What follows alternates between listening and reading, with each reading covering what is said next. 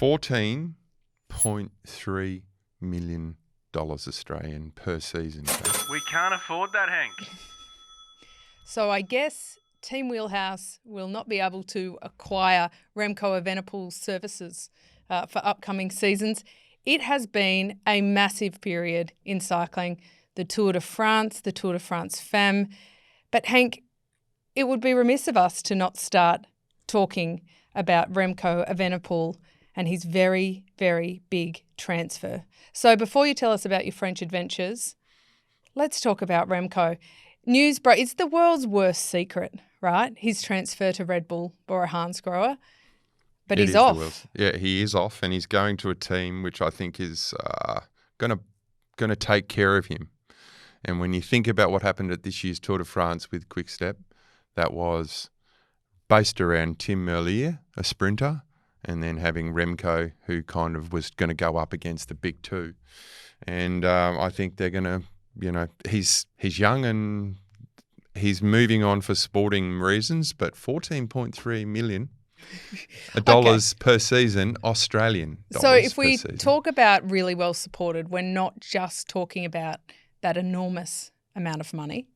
We're also talking about the staff that he's taking with him, the program that they'll build out for him. The riders he's taking the support around him. Let's unpack it a little bit. Riders he's taking with him.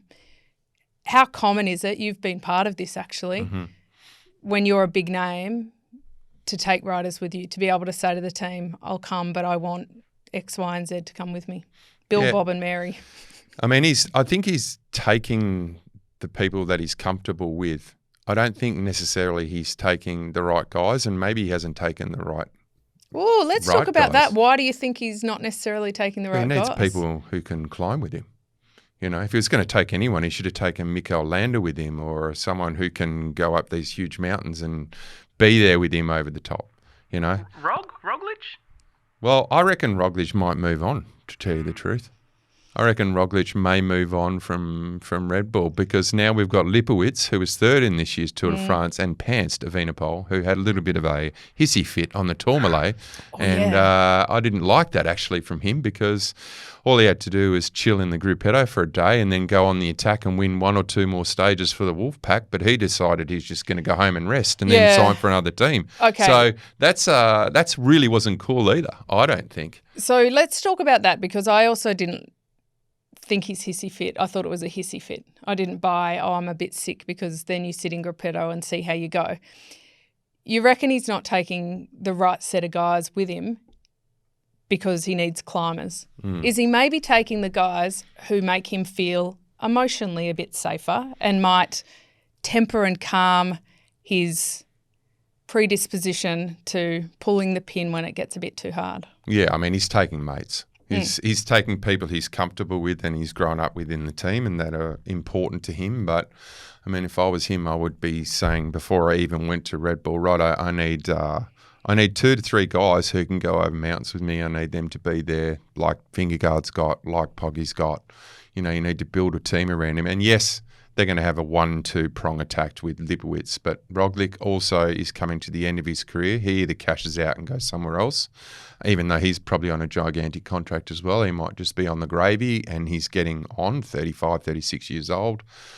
So he's coming to the end of his career. So that may be one of the reasons why he didn't look for other climbers. Is like, well, listen, Roglic and Lipowitz and I can be a good little force, but yeah, you'd want to be looking for the riders to help in the mountains, but didn't help him in this year's tour with Parapunt, and Mikel Landa was out with some serious injuries this year. But yeah, a lot of pressure on him to go. €2 million buyout, Kate, out of the Wolfpack, and then they put €8 million a season into him. It's a big gamble for the next big kid, and they're banking absolutely everything on him being the next big thing, which could be the case, because we all saw how tired Mr. Pogačar was at the end of this year's Tour de France, but head and shoulders above the rest. But Henk, can he win a Tour de France? I think he can. I don't think in the generation where Pog's racing, I still think he's like 15% better than than Pogačar and maybe 7.5% better than Jonas. So maybe in a couple of years when Pog's had enough and he's won 6 tours and wants to sail off into the sunset somewhere in Slovenia, he has a chance. But with Pog around, I still don't think he's anywhere near him in a time trial. Yep, no probs, but he just can't follow. So Remco's taking Cadeneo is one of the riders he's taking. Good mates. Have you been in a situation where you've gone or wanted to bring people for the emotional support as much as the riding support? I haven't been in that. I had my brother come sign with me in Mercury one year. Yeah, but that's but he important. was a good bike rider, yeah. That's important because the support staff as well as the emotional support, I guess that's the opportunity that Remco is taking. So it's not just about the money, but it's building that whole system out. Well, I mean, Henk, he you wanted to take me to France just recently, didn't you? Wasn't that? I did. I would love for you guys to come with us to the Tour de France. I've given Merckxy a pass. I've said, off you go, darling. I'll hold down the fort Yeah, I've if got a you hall want to pass. get going. School drop-offs for a month. Easy now. Let's call it what it is. Got my terminology mixed up. Yes. Hall pass or pass out. Which one? As a rider, have you ever had an expectation to be taken? You know, like any of your teammates, if they're leaving, have you had the conversation saying, take me with you? I don't like this team without you. I had that conversation with Stuart O'Grady in Credit Agricole when I was his lead-out man when he was second to Eric Zabel in Tour de France, and that did not end well. Okay. That did not end well, but it didn't eventuate, and there was some personality things going on there, and I actually left Europe and went to the United States to race after that debacle. There's a Festina affair. It just went ballistic. So I was out of there. There's some more reasons than just not getting taken. There's a few episodes in that. I mean, we've seen it with the Marks, like Renshaw and Cavendish. Yeah, you know, absolutely. they travel everywhere together. That was a package. I understand that, but that's trust in like sprinting lead out men would have to be the most talked about it. Okay, Cancellara was Pataki's lead out man back in Fassa Bordello days, and they took 9. It used to be 9 that raced the Giro. He would take 8 lead out men. So there was different horses for courses. But I find it a little bit difficult to understand why you do that. I get you want to have you only knowing the one team ever, the Wolfpack, but you wanted to change to go to a better system and a better team, and for your sporting, prowess to change. And so why take the people that you've been with for your whole life? Why not just go the whole hog? So, yeah, I find it interesting that he wanted to bring some of his teammates, and that's maybe just a nice gesture, Kate. But if you're going to go to Red Bull because you think they're going to progress your career, then you got to have faith in them. So, well, how would the Wolfpack be feeling? Because they picked him up when he was a soccer player and he was super talented, but it seemed like more than just a team, and you hear it. We listened to a couple of interviews. We were watching the footy last night, Melbourne Storm and the Broncos, and the interviews at the end from Melbourne Storm were really interesting. They were like, oh, this is, my club for life, and I'm so grateful to be able to play for this club. And we were like, what's going on there? That's an abnormal mid-season interview. So emphatic about how much they love the club. But it goes deeper than just somewhere to race and a jersey to put on. So do you think that there'd be any feeling from them like they'd be pretty pissed they've off? They've brought him up and now off he goes? Yeah, I reckon they'd be pretty pissed. But I think there would have been a lot of conversations had in the last 2 years around how are you going to make this team get better? How are we going to get to where we need to go? Yes, I can do a fast time trial, but do we build a team around me, or do we build a team around Tim Merlier? Do we or just go all in for the classics? What kind of team are we? And there would have been a lot of discussions around that, and it's just got to the point, I think, where he's gone, I can't turn down 8 million euros per season. I'm not seeing myself getting any better, so I'm going to need a change. So I think that's what's happened there. But, it's a bit sad for Belgian cycling. He's a superstar in Belgium. They love him. And they need to have superstars in Belgian cycling, and Lotto really doesn't have one. And now, Quick Step doesn't have one. Do you reckon they'll get behind him? I think they will because he's still racing and he'll still live in Belgium or Monaco or, split his time in between those two countries and he'll still do some Belgian racing, but he's not a Belgian rider per se. He's a Grand Tour rider, Olympic road champion, world time trial champion, can win time trials in Tour de France, but he's, the Belgian teams love, Flanders and Roubaix, but now you got Pog winning, classics. So, yeah, interesting move all round. Bit sad for Belgian cycling. We talked about this on the podcast in past, Kate, about how we kind of needed Belgian cycling to have that one guy to look up to, and they could have built the team around him, but they just haven't. So I don't know if there's not enough good climbers in Belgium or whether, maybe he's just petered out at that system. And, when you think about it, yes, Quick-Step have had 1,000 wins in their history. So they're one of the most successful kind of one-day cycling team, but they just don't win Grand Tours and never have. And when you start looking at UAE, Visma Lease a bike, Sky, which is now Ineos Grenadiers, soon to be Ineos Total Energies. Just to confuse everybody. Yeah, so they are now, they're streets ahead in sports science and how they run a team compared to, say, Lotto and Quick-Step. So they're the big kind of four. The big budgets, Red Bull, Red Bull, Visma Lease a bike, Ineos, and BORA. So they're the four that kind of are streets ahead of anyone else, and that's where he wants to go. And maybe that was what got him there. Yeah, I understand that. So, yes, interesting times, the transfer market. You know what's really interesting? One thing he can't take with him is his data. So all the wind tunnel data and all that scientific data has to stay with the World Tour team. Ah. So he has to go back to the wind tunnel at Specialized because it's the same bike brand. So everyone knows his bike setup. But the data that they use in the software, he has to go back to the wind tunnel and do all that data again because that has to stay with the team. Yeah. Wow. I find that really interesting. I've actually had conversations, at board level from the top of Australian sport, broadly sport through the Sports Commission and also with Oz Cycling about who owns the data. Because I flagged years ago, probably 10 years ago, that I didn't like that when I'd reached out to the AIS to ask for all of my data, because I wanted it for interest more than anything, to be honest, they hesitated because they were like, we don't actually know if you can have it because, back then it wasn't even really a consideration. But personally, I think that data should stay with the rider. It's your data. The only thing is then the rider's got to pay for it. You've got to pay for your own data. Yeah.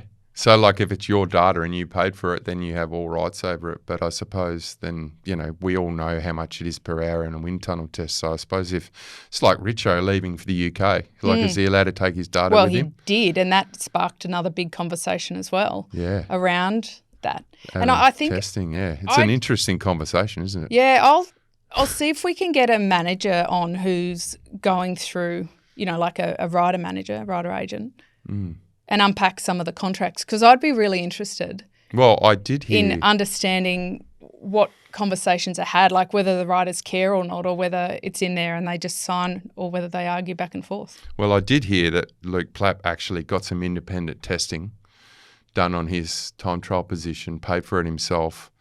And Jaco Lula asked if they could use it, and they said absolutely not. You're not allowed to. No way. This is Luke's data, and you cannot use it on. Who's Luke's manager? Oh, I'm not sure. That's savvy. So he's just gone. Like that. Actually, no. That is, you cannot use any of that on any of that data. Cannot be used on even of his teammates. But let's be honest. With the kind of contracts they're on, they can afford to do that, and that is a good spend of money. That is a good allocation of your resources to keep ownership of that. Yeah. Well, it's just interesting that he's gone from a specialised team to a specialised team, right? So the wind tunnel lab, they've got his data, but it lives in a file that is exclusive to Quick-Step. Yeah.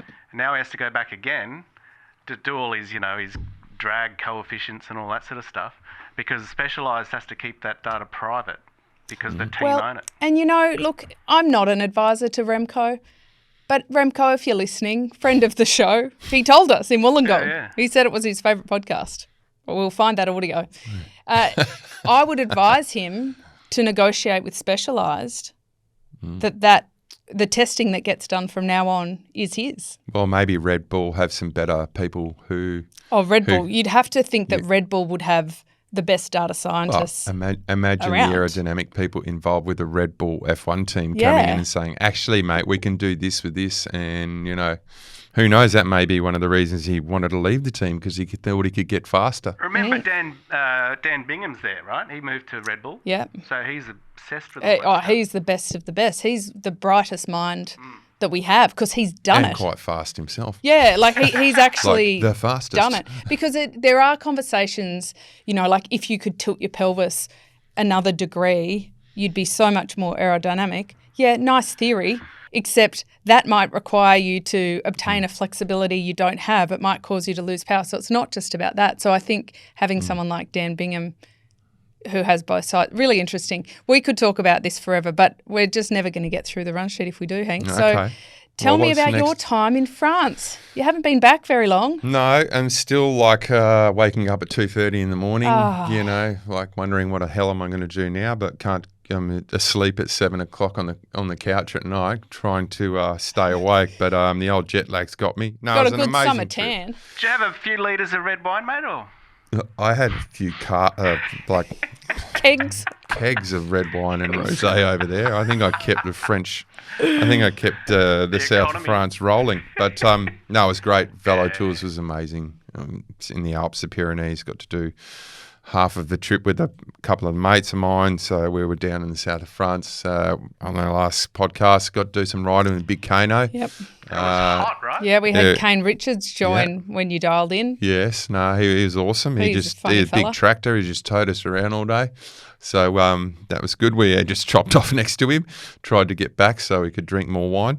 But it was a long trip and a lot of fun, a lot of laughs, and Velo Tour's been amazing. I've done 10 years with them, but a little bit more time now to spend on factor bikes, which is going really well. So it was a great trip, no crashes, and didn't get sick, and so it was an amazing trip. I can't recommend enough to people that if they are cycling fans, they need to get to Europe for a Giro, a Tour, a Vuelta, a Classics, whatever it may be, because experience it. Once you've done that, then when you're watching, it's so much more immersive because when I watch them racing up Ventoux, I know what it's like to go up there, and you carry that forward with you, and it makes the viewing at home much better. So do it now, people. Yeah, Start absolutely. planning. Yeah, I mean, all these tour companies are already getting full for next year, if not already full. So. Yeah.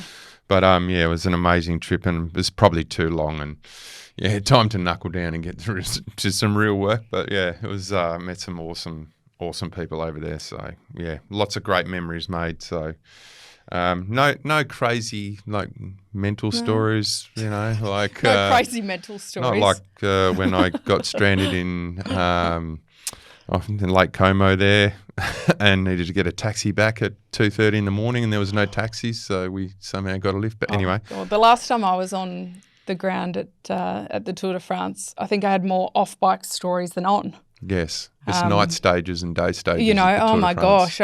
We crashed a car. I got stranded with the car and had to try and navigate my way. I didn't speak really any French. Through getting the car towed, getting a new one, and trying to get to and on that particular stage, I got to the stage finish about 2 minutes before the stage finished, and I then had to do post-race interviews, and I hadn't seen a second of the stage. And those questions. How was your day? Tell us about your day. It was. They were so enlightening. I was like, talk us through the last couple of kilometres. You told me you were dropping plenty of French that day. Yes. I was, but perhaps not for broadcast. We'll say that. Hello to Dom if you're listening. Yeah, hello to the team. And shout out to SBS, because that is a massive undertaking they do for both the men's and the women's. Huge. I want to go through what happened in Tour de France Femmes avec Zwift in a lot of detail. But before we get to that, what's like your biggest takeaway from the men's tour? Because so much happened. My biggest takeaway from, and I think you mentioned it before to me, Kate, I just think that Visma Lease bike threw the kitchen sink at him. He went in and everyone just was like, there's no way he's getting beaten. There's no way Jonas can beat him. And, I saw a little glimpse in the very last couple of days of the Tour de France where I thought Pog was done. I'm not sure whether you saw the last stage where he rode the whole front for the last day and Jonas kind of waited and waited and waited and waited. I wouldn't say he had him on the ropes, but I reckon he was close to cracking him. And I only say that because he was so good in the Giro and then he came to the Tour and he was dominant again. And I think it was over. I think he didn't have much left. And I think every day they went as hard as they could, Kate, and it was just awesome to see. Every day they were putting guys in the break and trying to crack him. They had a fantastic tour, but the world's best rider is the Eddie Merckx of our generation. So for me, that was the standout. But the other standout for me, just personally on a personal level, was Kaden Groves' stage win. The emotional attachment. Him at the finish. Oh, he's a good bawling. Queenslander. So Gympie boy. Yeah. So for me that was a real standout. Those two things I would have to say for the men's were, and also how hard the first 10 days were. It didn't let up. Everyone that we spoke to or talked to or was just, they were ruined after 10 days, and then they had to go and do 2 sets of mountain ranges, which was you just can't believe how hard it is. So I'm glad that you mentioned both of those things. I think we've seen tours that have almost become boring, like through the Froome stage of dominance, and even the way that Team Sky, Ineos, whichever iteration they were, the way they would dominate would just be to put all their riders on the front all day and kind of neutralise it. And it got quite boring. But the way that Pogačar had to fight constantly against a range of different strategies and attacks from Visma Lease bike. Yeah. Like, I love it. They go down fighting. Yeah. And they didn't leave anything in the tank. No. At all. And from riders of different styles too. It's not just a team full of climbers who can support Vingegaard. It's also Wout van Aerts who... Matteo Jorgensen. Yeah, it's just sensational. Tadej Pogačar and all those guys. They just were absolutely... Yeah, they had a crack in every single day, including the crosswind stages. Early on they tried to, isolate him, which they did on numerous occasions, but, he just rose to the challenge and absolutely pantsed Jonas a few days. Yep. But when you look at it was 4 minutes or something in the end. It was an amazing Tour de France for the men's, and it's a great period to be watching the Tour de France when you've got two absolute legends going head to head.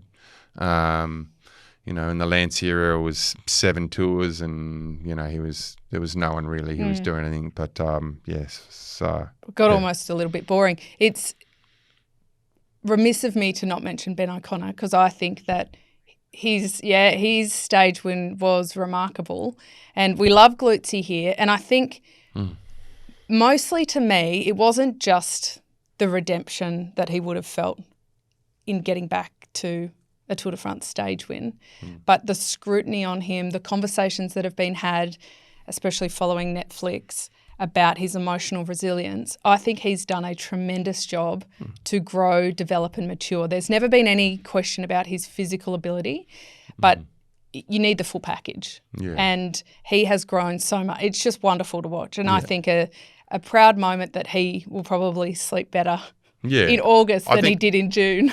I think he had a good Tour de France. 11th overall. He loses top 10 on the last pretty much mountain stage, or semi-mountain stage. It was like a medium day where the break took, a lot of time, and Jayco were right in the front, and he just told them, just forget about it, boys, after they rode for about 2 hours on the front. I think I bring this up before. I'm going to bring it up again. I think he should go down the Ben Healy route. There's another highlight from the tour, right? Yeah. Love Ben Healy. Yeah. Love his style of racing. Love that he wore the yellow jersey. Yeah. See, I think he's still holding on to trying to win a Grand Tour, and that's admirable. But I think he should go the Ben Healy route. And yes, he went that route, and he won that stage only because he was off GC. So in future, he might take a bit more pressure off himself. He could win 10 Grand Tour stages like Kaden already has. Isn't that crept up on us? 10. And I love that 10 Grand Tour stages. People right now were for Kaden. questioning Kaden's team choices and, where he should go. Will he even get to ride a tour? Or will he just be riding it in service of other sprinters? And I think it's a good show of what opportunity can come if you stick your line. Absolutely. And I can't wait for Kaden next year to turn around and say, all right, I want to win some classics. Yeah. And unfortunately, he's on the team of the world's best classics rider. But that makes it a bit hard. But it really makes me think back to, a rider that very well, Cameron Meyer, right? When he dabbled in the World Tour and everybody talked about him as though he could win a Grand Tour. So much talent. Just didn't want it. It just wasn't really on his dance card. A lot of what he did on the road was because people said, you can do this. If you put your mind to it, you can achieve this. You're so talented. But it didn't make his heart beat faster. It didn't do it for him. And I give that example because I think riders like Ben Healy, something I love so much about him is that he's so true to what he wants out of the sport, and he's been able to develop in that way. And maybe that's because nobody saw him as a Grand Tour winner, so he was never really pushed down that pathway. Or maybe it's been a conscious choice. But I hope that Ben O'Connor is given that autonomy to say, what direction do you want? And maybe they say, we'll back you either way. Wouldn't that be wonderful? But I really hope that he can sit back and think, do I want to win a Grand Tour because that's what I want, or is it because people keep telling me I can? Yeah. No, I think because he's had a taste. He's been on 2 podiums in the Giro and the Vuelta. Yeah, but it's a lot of pressure. Like training for, racing for GC is a completely different beast. It's a totally different beast. And I wouldn't judge anybody for not wanting that. I can't believe. Can you imagine trying to follow Jonas and Pog for the next 5 years, like up every hill? It's just they're living in their own world. Those two, and for the next 2 to, what was Ben O'Connor at 11th? He was like a quarter of an hour down. Yeah, quarter of an hour. That's a lot.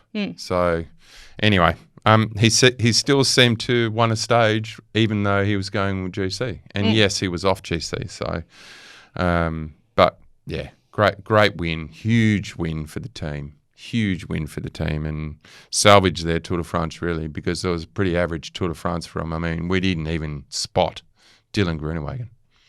Yeah, Plappy had a good tour. I'll give him that. I think Plappy had a dig a few days. Had a good 5th place in the time trial, which is about where he's at. So for them, Ben's just saved that Tour de France for them. So yes, let's talk about the women's Tour de France. It was also a good tour, wasn't it? That was a bloody sensational race, like a step up in terms of coverage, the number of stages they raced. For Australia, a massive moment in the spotlight with Sarah Gigante, and also having 7 riders on the start line at the biggest race in the world. Like, huge. Simply sensational. Pauline Ferrand-Prévot was magnificent. And this is where Visma Lease bike, they take my heart a second time. I love how they race in the men's tour. I loved how they raced in the women's tour. They've got an overall victory and a second. She is just a phenomenal rider. The first French rider to win in 40 years. Since Bernard. How long has she been on the road, Kate? Well, she's dabbled. this is her first full season back on the road, not doing cyclocross and not doing mountain bike. But over the years, she's dabbled in and out of road. But never given it a full 100%. crack like this. No, not 100%. So she comes back in at her age and wins the Tour de France. Yep. So how's she done that? Well, I mean, firstly, I think she's Because phenomenally... a mountain bike race is an hour and a half. Okay, but I want to talk about this because she talked about it. Mm-hmm. Mountain bike, if you look at the power profile over a mountain bike race, It's huge. it is constant, but it's not like an hour and a half at 500 watts, like a time trial, right? Or whatever watts, before somebody fact checks me and tells me exactly how many. Don't do that. Don't pick on me.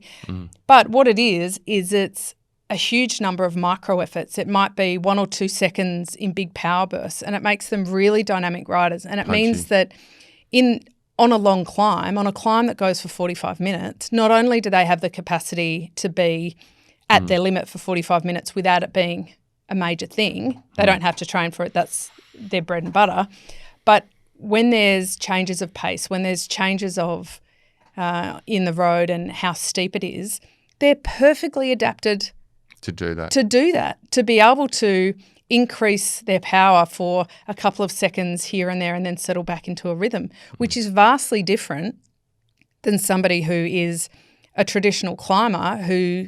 A demi-vollering. Yeah, who just gets in the rhythm and just goes and goes and goes. And so I think it would be easy to go, oh, it's only an hour and a half, but they're those peak 30, 40-minute efforts within... the climbs within the stage is actually what makes it. Yeah. Well, she's certainly absolutely... Well, she was streets ahead in the end of that Tour de France, wasn't she? Yeah.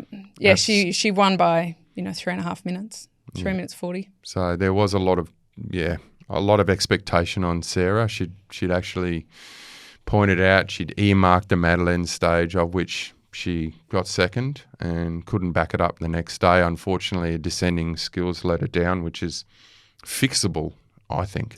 Okay, let's unpack the Aussie a little bit here. Sarah Gigante, I mean, she is phenomenally talented. Nobody has ever questioned that. She also... Since day one. She also came in with what I would say is the best team performance we've seen in any Tour de France, men or women, in how well they rode as a team. So firstly, you've got Kimberly Lacourt. She won stage 5, wore the leader's jersey for 2 days. Is also a rider that a lot of people are like, huh? They paid attention because she's champion of Mauritius. So her national champion's jersey has a red, black, yellow and green stripe. The only difference between world champion is the blue stripe. The blue stripe. So if you're not so last year watching the Giro, Luke and I were like, the pictures were a bit grainy. We were like, there's Kopecky in the world champion's jersey. Oh, it's not what is going on here? But that's what it is. But that was sensational, and they came in with so many options. Justine Guéquery, the Belgian, like you talk about Belgian cycling, she's an absolute superstar. She could not have wrapped her arms around Sarah Gigante more to protect her vulnerabilities, which let's talk about that, the descents. Phenomenal team ride. And then what Sarah achieved. So you've got 3 riders who in their own right provide these massive highlights the tour. And as someone of who Sarah is as a pure climber, her strengths are not in bunch positioning or riding the classics. It's just like I can go very fast up hills. So I think they did a fantastic job. And I wouldn't put it down to her just getting dropped on the descent. I think she was tired the last day after the Madeleine. Well, let me read you some quotes. So after stage 8, she said, "Oh my God, to see the yellow jersey sacrifice itself for me like that is unbelievable." Yeah. She said, "In January, I couldn't even ride a bike. To then finish second on the Madeleine behind an Olympic champion is incredible. It feels surreal and I owe it entirely to my team. I really love them." Yeah, no, it's a great feeling to have when you know the team's got your back. So special. And then the next day when it didn't go so well and she lost her podium spot and she dropped to 6th overall, she said it was 2 hours of pain, heartbreak and hope all in one, but it makes me hungry for next year. Well, that's the best finishing comment ever, isn't it? Because it shows a huge how old strength is Sarah of character. Now? Is she mid-20s? Because I need to fact check that, but it feels as though she's been around forever. It is. She's 24. Oh so my God. she's so young. She's got so many years to come. But if you listen to those quotes that it makes me hungry for next year, that came off the back of scenes that were actually quite confronting, so emotional, so devastated on the ground, an absolute physical and emotional wreck, and apologising to her teammates, saying, I'm sorry. So lovely, isn't she? Them apologising back to her. But it would be remiss of us to not talk about the sporting element of it, which is that she is a rider of black and white talons. On one side, you have a phenom ability on the climbs. It is hard to argue that there is a better climber in the world. Ferrand-Prévot That's about certainly it. Demi on her day. Yeah, and look, Ferrand-Prévot outperformed her here, but in a big reason for that is because Gigante struggled so much on the descents, and the physical and emotional weight of that is going to affect the final climb. So on one side, you've got this incredible climbing ability. On the other side, she descends kind of like poorly, like a baby giraffe on a bike. Like she looks uncomfortable and she's not willing to take the risk. Flags it in interviews that is her weak spot. Everybody knows that's the vulnerability. To be talking about it, because she actually said something to the press about how they're going to, regret not dropping me on the descent. So what they do the next day, they went absolute full gas on the descent. So, yeah, I mean, I think it's fixable. I think it's a little bit mental, and I think a lot more. Imagine if I watched all the descents, and you had Wheelhouse, who could descend with the best men in the world. She was unbelievable.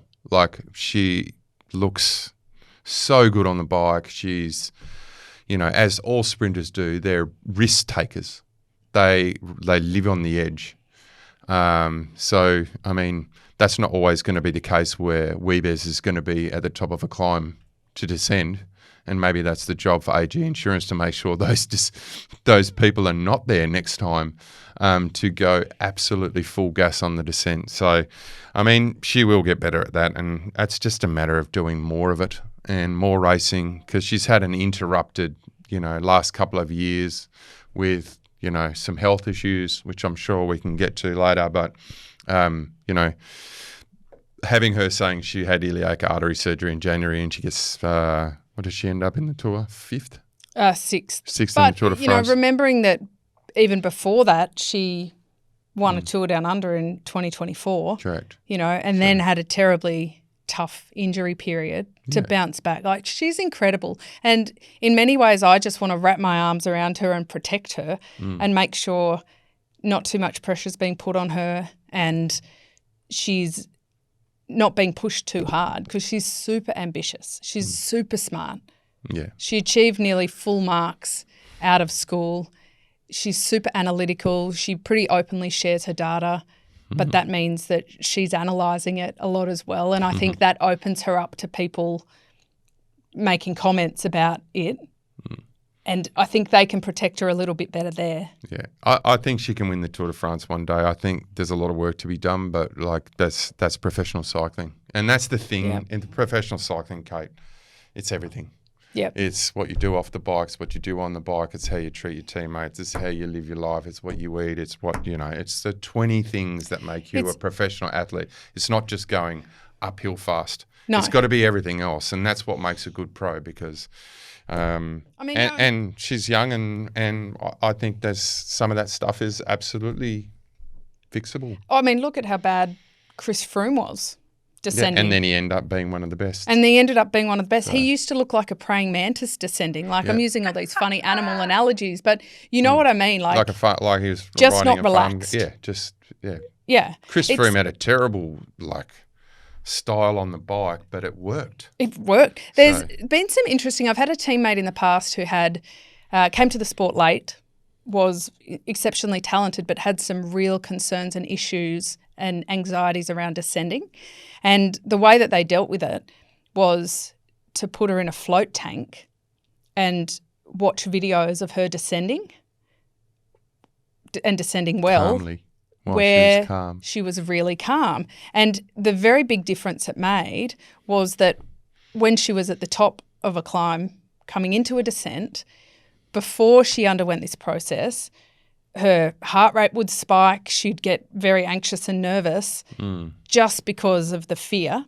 Yeah, it's fear. And after this process, even without the skill change, which they worked on as well, physiologically she was calmer at the top of a climb going down. And so you can be pretty inventive with how you address it. Oh, yeah. Well, absolutely. I mean, every cyclist out there who's listening to this podcast has had a crash. Yeah. And I guarantee the next time after the crash, they go through a corner, they're always much more ginger. Yeah. Yeah. So absolutely. It's very mental, and I pride myself on being pretty good down hills, but it's very mental. It's very, very mental, but you can get better quickly if you've got the right people taking care of you. And I always used to say, go and watch some MotoGP races and see the lines that they do, because it's no different in cycling. Yeah. Yes, there's a motor between your legs, but this is also it's about angles and leaning and braking and late braking and weight transfer. Yeah, weight transfer and where the hands are. And so anyway, that's something that I believe is fixable. I want to talk about a bit of a contentious issue that's come up post-tour. But before that, I just want to talk about the Aussies that started. We had 7. Neve Bradbury, Emily Watts, Lucy Phidias, Sarah Gigante, Ruby Roseman Gannon, Loretta Hanson and Brodie Chapman. Brodie had a great tour as well. It's so good for the national developing level that there is now a very clear pathway from national level to Tour de France. Okay. And we're seeing that with some of the young riders like Lucy Phidias and Emily Watts. She was in ARA last year. It's sensational. So, there's it is to have that many. Was that many men in the – there wasn't even that many men in the – Yeah, it was thereabouts. Or about the same. Yeah. Oh. So what I want to talk about is quite a powerful critique emerged after the Women's Tour de France, which was about weight and – a 4-kilo double standard is what I'll call it. So Pauline Ferrand-Prévot came out and said, I lost 4 kilos. She's already very slight. I lost 4 kilos to be able to do this, but I did it in a very safe way. It was very closely managed by my team. She also said, this is not a weight I can maintain. There's no expectation of that. But I knew to win the Tour de France, my power to weight had to be better. So we made the decision to very carefully go through that process. Very smart way. Very smart. Following the tour, interestingly, commentators, not the riders, commentators took exception to all the discussion around rider weight and said, you don't talk about the men like that. Stop talking about women's bodies. There's a real double standard. That's why I'll call it the 4-kilo double standard. I want to read some of the quotes from the female riders to juxtapose what the media is saying around stop talking about it, it's a double standard, versus what the riders are feeling. Demi Vollering, she said, I won't make the same choice to lose the weight. I refuse to be that thin just to set a poor example. So that's a pretty strong statement for her. Cedrine Kerbal, who is both a pro rider and a nutritionist, she said, cycling is in a dangerous moment. The pressure to lose weight has gone too far. Not having your period isn't normal. Before being athletes, we're women. Right? So that's coming from the riders. Who said that one, sorry? Cedrine Kerbal. So she's a rider, but she's also a nutritionist. On the other side, you've got the media saying, stop talking about the women's bodies. You don't talk about the men like that. it's not right. I find this really, really curious, Henk, and I'm really interested in your view and Merckxy, yours as well, because I think it's a very hard topic to talk about. Firstly, it's gross talking about people's bodies. You can get crucified talking about this stuff. And, I'll put myself on the line. But let's open it with, firstly, let's not talk about people's bodies openly. Like, don't jump on social media and say they look too thin or they look too chubby. Like, gross, disgusting. There's no place for that at all. No. But I do think there really is a place within the sport to ensure that conversations are being had around weight management. And what's safe. What's safe, putting the guardrails around. So you've got a team like Visma Lease Bike who are managing Pauline Ferrand-Prévot so closely to achieve a goal. Very healthy way to do it and very possible. And you see people across every sport doing extreme things to their body and in a managed way. But we shouldn't be talking about it in a public way, but we should be talking about it more with the men. Why aren't we discussing how unhealthy it can be for men and women to starve themselves for a result? And where do you draw the line? And at what point can teams be brave enough to put riders on medical management to make sure that once they stop the sport, they're going to have a healthy life afterwards? What have you seen in the men's? What have you seen at a domestic level around this?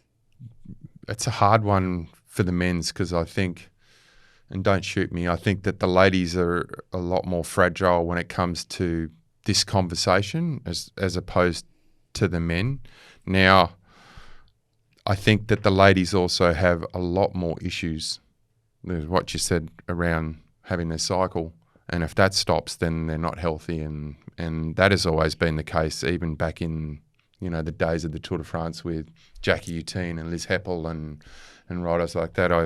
I've heard that was always the case because they're training so hard that their body's just not functioning properly anymore, and that's dangerous. There's bulimia, there's eating disorders. I don't know personally of many of the guys that I've been in the team with, raced or taken care of, but there's always an underlying issue with some of the guys and girls that there's this expectation. And the powder weight talks, this has only just come now. So there was no powder weight talking 10 years ago.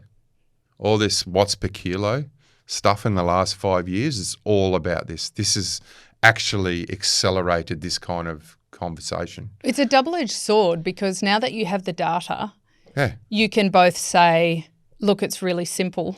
Yeah, 7 watts per kilo. How do I do that? Lose 4 kilo. But so you've also got to get down to sense. You've also got to stay on the wheel on the flats. Yeah, so you can also, the other side of that is a positive one for the athletes because they can strike a balance and say, well, I could lose all this weight, climb better, but arguably lose more time. Yeah. I got to 78 kilos when I was racing and I was going uphill fast, but I had no power. So I just raced at 82 kilos and won 10 to 15 races a year. And so, same in my career. Like a coach told me, geez, we could do a whole episode on these stories, but a coach told me in very plain language that I looked like too fat. Yeah, that I was too fat. That I looked like Porky Pig, and I needed to fix that. And I was lucky that I had a coach, Gary Sutton, who had my back so hard that he went to the coach, who was the national coach at the time, and said, you don't know her as an athlete if you think that's the solution. And I got so lean and I was a donkey. And you had nothing. Because I'm a big frame, I still couldn't climb that well, but then I couldn't sprint. And I was getting dropped in the wind. So I was like, well, that's great. I look better in jeans and a bikini, but to what end? Yeah, but I mean, the thing with the weight stuff in and around public's perception, how Pauline Prévot has done it, she's done it for 2 days. They only needed her to be good for 2 days, stage 7 and stage 8 of the Tour de France in July. So they've just worked her towards that. and said, listen, you've got, an hour's climb and you need to do X amount per kilo, X amount of watts per kilo to get there. To do that, we need to just be here. We can take care of you. But I think what you're talking about here is that the expectation is that, sports directors and sport doctors and medical staff within teams turn up in January like, oh, you got to lose 6 kilos. That's not on. So then you have that you're right. psychological problem, which then turns into, health issues for life. And we've had lots of athletes in the female peloton, and I've been party to it, or not party to that, but who end up having, issues later down the track with being forced into that. So the Tour de France men's podium was around low 60 kilograms per rider. Is that safe? Well, Miguel depends on your Indurain was frame, I like guess. 80 kilos. Well, that's it. Like if you look at the race weight. But I mean now. Yeah, but if you look at the race weight of someone like a Wout van Aert, he would literally have to amputate a limb to get to 60 kilos. And he'll never win the Tour de No, France. and so it is frame dependent. But something that But this is elite sport now. So elite sport is actually, okay, you want to win Col de Madeleine, you've got to be this amount of kilos. And that's just a fact of life when it comes to, if you want to be a rower, you got to be like, you got to have a VO2 max of like 90. And if you're not like over 85 kilos, you can't pull on it. So you've got to build your body towards that. Whereas almost cycling as a climber, you need to be X amount watts per kilo. So it's like, it's a really difficult one. Because I think, I think there's no issue in tackling it like Pauline Ferrand-Prévot did. Yeah, well, that's probably the best way to go. This is where I need to be. I know I can't always be like this, but my body is capable of this, and I'll do it within safe limits. Brilliant. I don't think we should be criticising that at all. No. Not at all. But I find it interesting that especially a lot of female commentators have approached this from a stop talking about women's bodies, because I get that, like gross, as we said. However, the underlying health conversation about rider welfare and ensuring that they are doing it in a very healthy way, reaching whatever race weight suits them. And that also goes for muscle gain. If they need to gain some muscle for the flats for classic season, that's also a really legitimate thing that needs to be managed as well. I think that is a legitimate conversation. But Pauline and Remco, they've got the big expensive teams with scientists and support.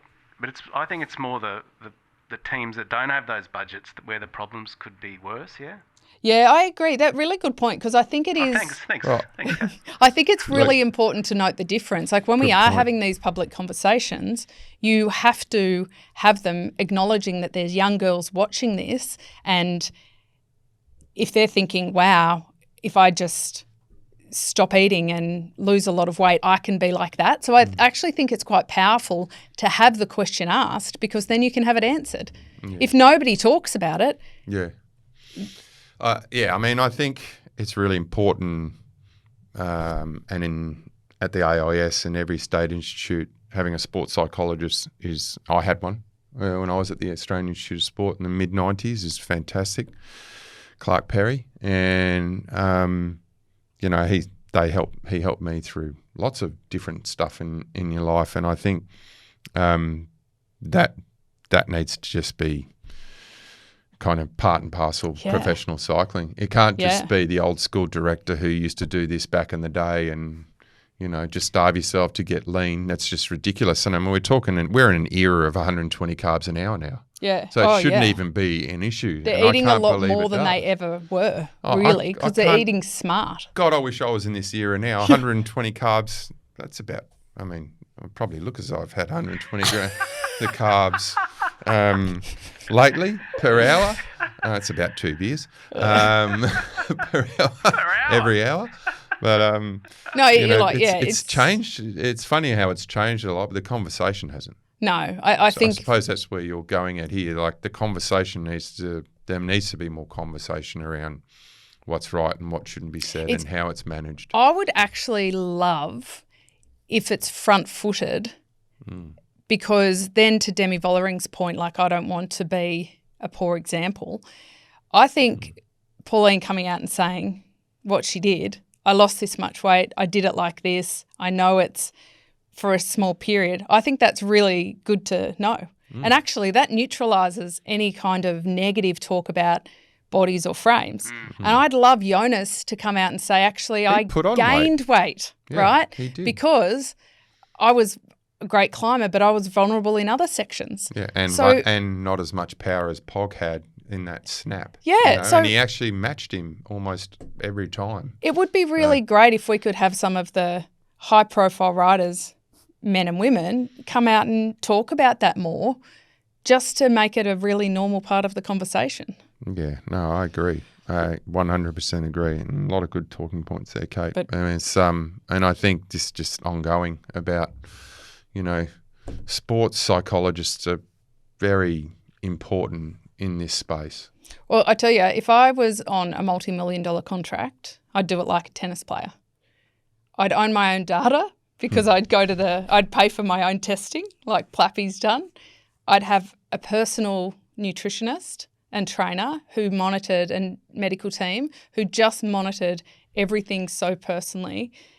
A sports psychologist, like I would build that bubble around myself to make sure that every single facet of performance is managed by experts. But instead, you've just got an aura ring. So, I do.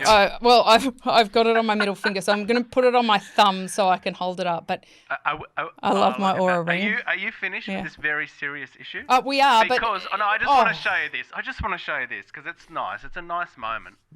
Check it out and talk through it, please, Katie.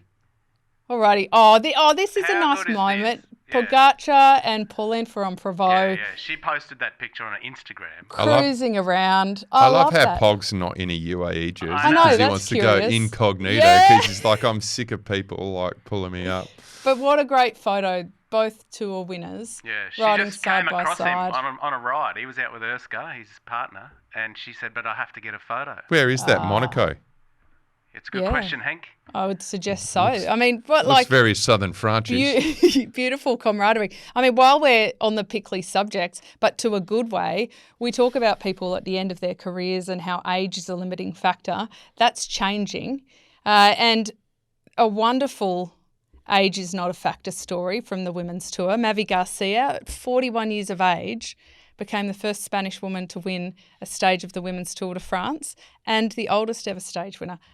Ever? Sensational. Yeah. Ever? Yeah. Ever. Ever? Ever. No. How good is that? I'm going to be completely honest. I didn't see that stage. I must have been riding somewhere. No, it was actually probably trying to get over jet lag and asleep or something look, like It that. was But red wine. Let's be honest, mate. Come on. No. The women's Tour de France started after the men's, right? So I would have been on a plane back here trying to catch up. Also had a birthday. I'll just slide that one in. Did we miss your birthday? Oh my gosh. No, I didn't. Fail. I did. Oh, happy birthday, Oh, Dricus. thank you. I'm 52. Sozzy. I'm getting close to retirement age. I'm going to have Going to. pension soon. Well, you know. When can you get a card? When can you get a A senior's senior's card. I don't know, 65? I think you're a fair way Are off. you allowed to use those parking spots? No, you can't. I mean, you've been typically like a master's in cycling for 22 years. Well, you're a master's now at 30. 30. How ridiculous Yeah. is that? But you can win a Tour de France stage at 41. At 41. I think that's sensational. The other one is Mavis Squibbin, who won two stages. 23, young French rider. She the future, Kate? No, she is she the future. Yeah, because she's bold with how she does it. Mm-hmm. She took away the Queen of the Mountains jersey as well.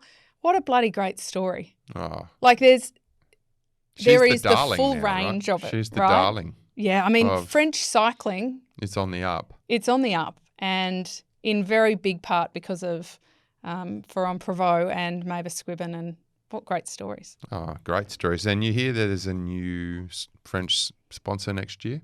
Tell us about that. So... Because no. So it's Decathlon, AG2 are out, and L'Oreal is coming in. Oh, like face cream. Correctamundo. Well, they better get a bloody women's team then, hadn't they? No, hold on. Men can use face cream too. I know. I'm not discriminating. I nearly you started are, a team in America in 2008, and what was it?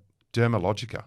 Oh, yeah. Oh, they're great brands. I had $500,000 US from them, and they were going to be the title sponsor with Fuji Bikes. This is about 3 months before the GFC, the global financial crisis. We had a team. We were just about to kick off, and then everyone just went, We're holding on to our money because half of it just disappeared overnight on Wall Street. But, yeah, new French team, Decathlon are coming in, I think, with L'Oreal. So there's some big brands coming into cycling. I mean, you think about it. Red Bull's come in. Total Energies are huge. L'Oreal's coming in. There's some... And, I mean, let's be honest. There's some things, there's some big game players who can really get good bang for buck in the cycling industry. So, and the Decathlon one is about this, and I can't remember this kid's name off the top of my head. There's a new French kid who apparently there is a lot of talk about him. Mm-hmm. The name escapes me, so I'll have to find that after. But they're trying to build around this new kid. So. I think it's also really interesting because men use face product increasingly more, which is fantastic, beauty products. But it also shows that they're acknowledging the women's side of the sport. And I don't even mean in the sporting way. I mean as fans and as stakeholders. And I think that's a really big part of the evolution of the women's side as well, is just acknowledging the female presence in every manner. So that's great to have L'Oreal. Well, they must believe women are watching the cycling. Does AG2R Decathlon have a women's? They have a women's They side? do not. They do not. But maybe they will. I mean, let Visma Lease bike be the stellar example of what you can do. Well, there's a lot more money in women's like beauty products on earth. It's like one of the biggest industries on earth, right? Absolutely. So, but they need someone who can come in and push for that. Yeah. They need someone who can come in and listen, get into women's cycling. Not just on an airport billboard with a freaking famous actor who's spraying on, or putting a... I just hope that they don't can have some better role models. Spray tans in, because can you imagine it melting off riders? Oh, like Donald Trump's face. Yeah, something like that. The bloated taco. But I haven't seen a women's... Oh, my God. T-Rump. I haven't seen a women's brand in cycling so prominent since Lotto Predictor, which was a pregnancy test, right? Yes. Yeah, I rode for Lotto Davidamon and then it went to Predictor. And so I thought that was Pharma, huge. Interesting too, because I thought that's just a brand play, but most of these blokes have wives, so it works. Yes, that's right. So it's interesting. If we could there is a huge amount of commercial money available to the sport if we get women's brands, or more traditionally seen as women's brands, on board. Yeah, so it's exciting. It's a big first step. Agreed. The season's not even close to being over, Henk. Nope. We move away from France, but the Vuelta is not that far off, and we're not too far off World Championships in Rwanda. How do you reckon that's going to go? Oh, it's going to go uphill a lot. I know, but how do you think it's really going to go? And I don't want to be like the predictor of doom, but... I see what you did there, Henk. Rwanda, I like that. yes. Yeah. Rwanda, 5,500 metres of climbing. Who's going to go is my question for the men's. Yeah. If Pog turns up, everyone's just going to go, this is just... Oh, well, Pog will turn up because why wouldn't he? Yeah. I mean... So I just find it a World Championships with 5,500 metres of climbing to be absolutely ridiculous, and you're only catering to one, here we go, bringing it back, body shape. But yeah. No, I actually agree. I think the whole point of Worlds, and I was on the organising committee for the Wollongong Worlds, and the process with the UCI was actually quite interesting. There's some really strong specifications around it has to have a long section to start, but then it has to have laps to finish. And it can't have too much climbing, but it has to have enough. So didn't you guys take out a climb? Yeah. You guys took out a climb, didn't you? Yeah, it had to be remoulded a number of times to fit the very stringent specifications. So I feel like this one went through to the keeper a bit. So you're saying climbers should never be able to win the rainbow jersey? No, not at all. No, it should be. It's got to be an all-rounders course. It should cater to everyone. Where a climber can win given the right team dynamics and opportunity. Yeah. Otherwise, we just do a complete flat world championship in 2027. And then do a climbers in 2028. It's been a long time. And then do a punches course in 2029. Back to the sprinter, back to the climber, back to the. But otherwise, why would someone like Matthew Van Der Poel go and try and win a world championship with 5,500 meters climbing? Sorry, he's going to go. Pog's going to ride me out the wheel. There are only 2 modern dead flat ones I can remember: Zolder and Qatar. You're at Zolder. Yeah, Sagan won that one. Yeah. Qatar. Yeah, with 7 people there. In the wind. And I think that 7 spectators, I mean. Oh, yeah. I didn't love... Because cycling's really... Sorry, Kate.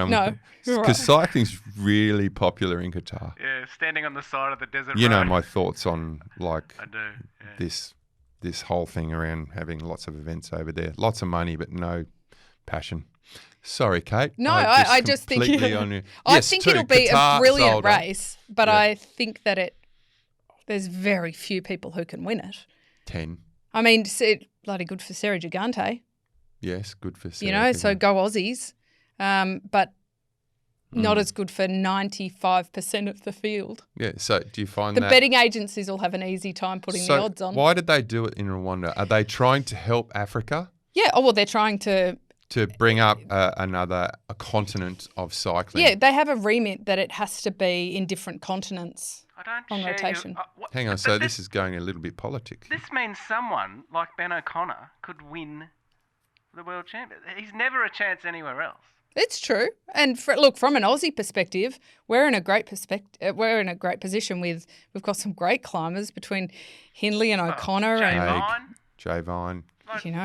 And I get Gigante, it. Maybe call me a little bit old school, but I thought World Championships, yes, it's got to be a hard race, but it's also got to be kind of accessible for everyone. And I mean, and they don't have their teams, No, so it's a different dynamic, definitely. I mean, I think it'll be brilliant. I think it's a different conversation whether they should do it like that, but I still think it will be beautiful to watch. But my very strong preference is for an all-rounded course that potentially anyone could win. An all-rounded course. And also somewhere where there's not any kind of wars going on across the border. There's certainly... There's some political... Yeah, the geopolitical situation, we'd like it to be quite stable. And I did hear that Tour of Rwanda was a great race. It's been talked about over the years as a brilliant race. And for all accounts, it will have more fans than a World Championship in Belgium. They are mad for it. And I do think it's cool for the African continent to have a World Championship and to be exposed to that. So I guess we're not sending Henk as our correspondent. I will not be going to Africa for the World Championships. Right. I'd love to go. I won't go, but I'd love to go. South Africa. You and Joel. Raced in South Africa a couple of times. It's an eye-opener. We used to have a track World Cup in South Africa, and it was that in and of itself. We had a lot of security. Well, I can tell you when we were doing, this is 1993, this was 94, it was actually 6 months after apartheid. Wow. And we were training in the Eastern Transvaal in a little town called Graskop, which is in, outside of Johannesburg at altitude. And the guy we were staying with, he's like, okay, you'd get it the map out and we'd be looking at these little towns where we were going to ride through. And the guy was like, okay, if you all have 4 flat tires, you have to go through the town, otherwise they will kill you. Even if the van has 4 flat tires, you have to go 2 kilometers after, and then you can change your tire, otherwise they kill you. This show's got it all. Well, they're either going to love us or hate us after this, from accents to talking about people's bodies.